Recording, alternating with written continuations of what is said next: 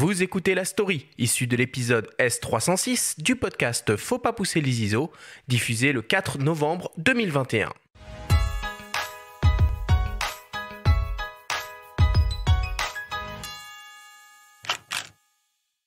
Mon métier, c'est d'abord être dessinateur et avant tout, je suis amoureux des photos de Reza. J'aime les photos de Reza, j'aime le lyrisme que j'y vois, j'aime le professionnalisme, j'aime son regard, j'aime ce qu'il m'apprend, j'aime ce qu'il commente, j'aime... Alors évidemment, c'est les photos qui sont dérangeantes, bien entendu, mais d'abord, c'est un cri d'amour.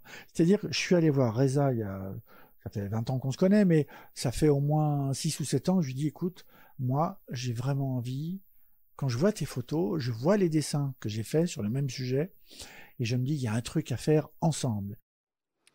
Jeune retraité, après 50 ans passés à croquer l'actualité en une du journal Le Monde, Plantu n'a pas rangé ses crayons pour autant. Président d'honneur de l'association Cartooning for Peace, il est très actif sur son compte Instagram, où il poste quotidiennement un dessin, et il s'apprête à publier, avec le photographe Reza, Regards croisés aux éditions Gallimard. Un ouvrage dans lequel ses dessins se fondent littéralement avec les photos du grand reporter français d'origine iranienne qui lui a donné carte blanche. Résultat, 80 créations à part entière autour de l'actualité, volontairement dérangeantes. Les deux auteurs, toujours aussi engagés, militants pour la paix, évoquent leur collaboration au cours d'un entretien qu'ils nous ont accordé avec recul et légèreté, malgré la gravité des sujets abordés. Au tout début, moi je pensais à un truc amical et sage, c'est-à-dire la photo de Reza, mon dessin, une autre photo de Reza, un autre dessin. Et lui, Reza, mais vraiment, c'est un cri du cœur et je le remercie encore avec le temps. Ça fait 4 ans qu'il me dit, mais rentre dans mes photos, mais c'est génial d'avoir quelqu'un que vous admirez et qui dit, mais t'es trop timoré, rentre dans mes photos et puis on va faire cette mixture comme ça entre l'amour d'une image posée, bien pensée, telle en Iran, dans le Haut-Karabakh, en Chine ou en Afrique, et puis le même sujet que moi j'ai traité en dessin. Et je me dis, mais ce mariage se fait par la peinture, par les couleurs, par le mélange, et à la fin, ça donne une image qui est un mariage de deux amours d'un même sujet animé par la passion de l'actualité. Dès la première fois que j'ai vu les dessins de Jean, ça m'a vraiment parlé. Et plus on avançait, je voyais que dans ces dessins, évidemment, quand on dit dessin, on est cartoon journaliste et photojournaliste. Vous voyez. Donc dans les deux, il y a le journaliste aussi qui vient après ce que nous faisons. Moi, je fais en photo, lui, il fait avec le dessin. Et plus on avançait, plus moi aussi, je sentais il y a une osmose de pensée dans ce travail. C'est comme si Jean était photographe aussi, je suis sûr qu'il aurait fait certains de mes photos et que si j'arrivais à faire des dessins, j'aurais peut-être pu faire certains de ces dessins. Ce qui fait qu'à partir de ce moment-là, pour moi, c'était devenu un œuvre commun, une seule œuvre. C'était plus comme il dit timide, mettre une photo et un dessin à côté pour dire regardez, ça se ressemble. C'était deux visuels qui viennent de même pensée, presque les mêmes idées, mais différemment, qui étaient créés. Et c'était le moment de synthèse de ça. Et synthèse, c'était pour moi plusieurs fois que j'ai dit à Jean, non mais Jean, vas-y, on prend les couleurs, rentre dedans, et parce que c'est pas une saccagée. Au contraire, moi je crois que c'est de créer un troisième œuvre à partir de ça. C'est cette création qui m'importe, cette création qui est importante, ce que Jean il fait finalement. Hein, mais c'est d'arriver à montrer que l'image, qui est aujourd'hui un langage universel, c'est pas seulement la photographie, c'est que toute forme d'image aujourd'hui rentre dans l'alphabet de cette langue universelle. Aussi bien les emojis, ils font partie de l'alphabet de ce même langage que il y a les dessins de Jean, mes photographies et plein d'autres choses. C'est pas un délire seulement sur une table de dessin, c'est attention, moi j'y étais. Moi j'ai fait les photos et cette photo se marie avec ce dessin. le dessin qui dit autre chose et qui invite finalement à voir la photo autrement. Par exemple, il y a une photo magnifique où il y a une femme qui tient une caméra. Elle est belle, elle est magnifique, et j'ai prolongé sa caméra parce que j'avais aussi en tête un film de Costa-Gavras. Je l'ai prolongé d'une arme, d'un pistolet. Et j'avais en tête ce bruit, j'en avais discuté avec le réalisateur Costa-Gavras, parce que dans ce film Mad City, où il y a Travolta dedans, on se retrouve avec des journalistes qui, quand ils mettent la cassette dans l'appareil, dans la caméra, je lui ai parlé à Costa Gavras, je me dis mais attends, je suis pas fou, c'est pas le bruit d'une caméra, c'est le bruit d'un chargeur, d'une arme qui est en train d'enclencher. Il m'a dit il était content que je l'ai repéré, mais c'était subtil.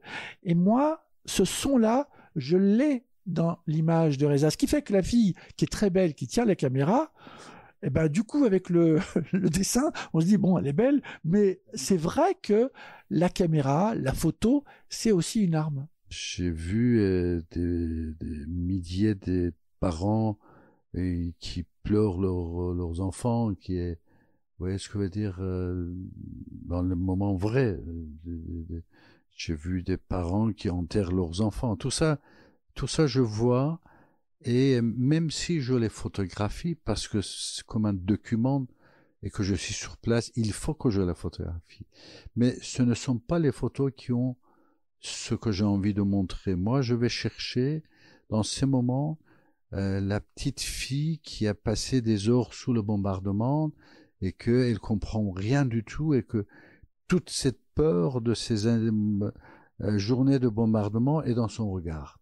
Il faut juste que je maîtrise mon outil et le temps et tout ça pour que je puisse capter dans le seconde que cette petite fille, il va me regarder avec tout ce qui est dans son regard pour montrer le désastre que les guerres vont faire subir les civils. Donc, dans ce terme, oui, c'est pour ça que je vais dans les zones de guerre, justement pour montrer l'absurdité de ce que nous faisons.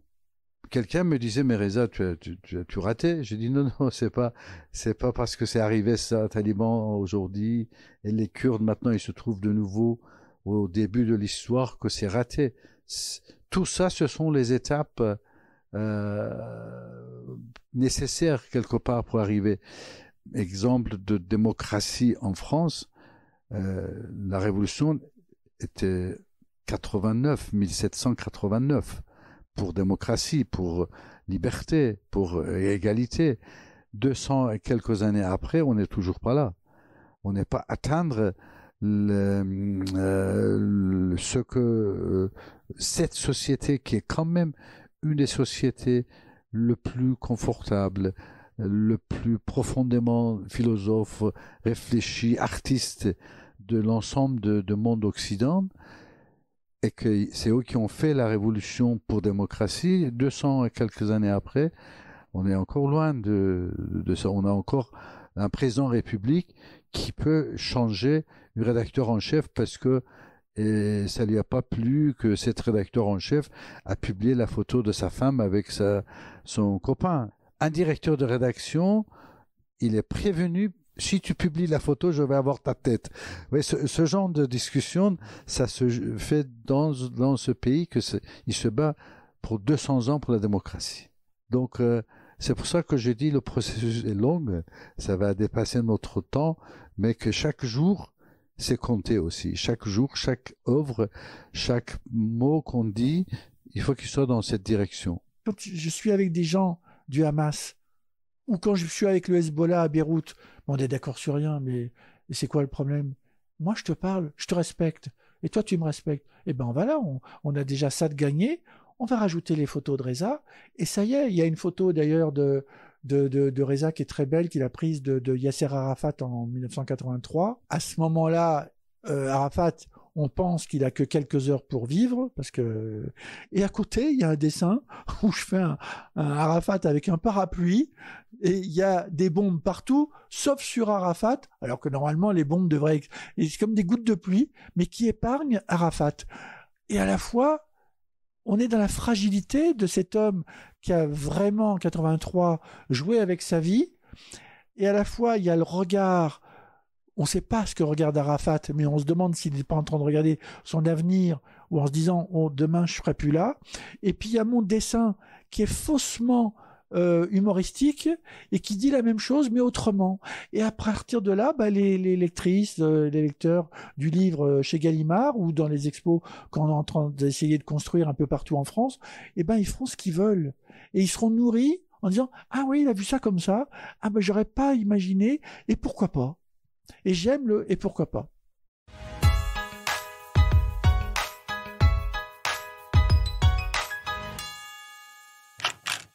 Bon, Benjamin, te connaissant, ça devait être un moment un peu spécial, ta rencontre avec Reza et Plantu.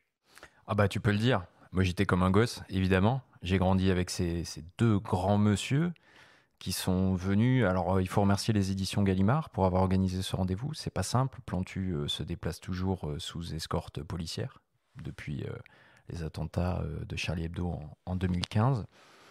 Ces deux personnages très inspirants, évidemment, qui viendront probablement un jour à ces micros ici en studio. Et voilà, c'est pour ça que quand ils commencent à échanger tous les deux, on se fait tout petit, un peu comme la souris sur les dessins de Plantu, et puis on les laisse parler, quoi. Donc moi, j'ai laissé traîner les micros. Il y a plus de 45 minutes d'échange. Moi, je m'en lasse pas, voilà. C'est des discours qui sont cohérents, qui peuvent parfois paraître fleur bleue, mais quand on regarde leur boulot, malgré l'humour qu'il peut y avoir ou l'ironie, il y a toujours un fond de vérité, de gravité. Moi, je respecte beaucoup, voilà. Bon, alors du coup, ils ont mêlé dessin et photographie. Qu'est-ce que ça t'inspire, Sébastien, d'entendre ce témoignage et ce projet d'ouvrage ? Alors, ce que ça m'inspire, c'est que je trouve que c'est une démonstration parfaite du pouvoir de l'image avec une cohérence totale et pour pouvoir justement dire les choses de manière imagée et donc faire appel à la conscience collective. Non, mais la fusion des univers et le langage, comme tu dis, c'est un truc, une thématique qui est chère à Reza, notamment, qui parle beaucoup de langage universel à travers l'image, etc. Il parlait des emojis, c'est marrant. Aujourd'hui, on parle plus presque en images. Moi, je me fais flipper des fois. J'écris des trucs, je fais des fautes que je faisais pas il y a quelques années, quoi. Et je suis un peu à cheval sur l'orthographe, donc ça m'emmerde un peu. Mais bon. C'est sûr que le pouvoir de l'image, c'est quelque chose qui doit être géré à bon escient. C'est-à-dire que faut savoir la lire, faut savoir l'interpréter. C'est ça. Et ça, c'est difficile. L'éducation à l'image, mais ça, c'est un vaste débat et la vidéo a pleinement son rôle aussi là-dedans.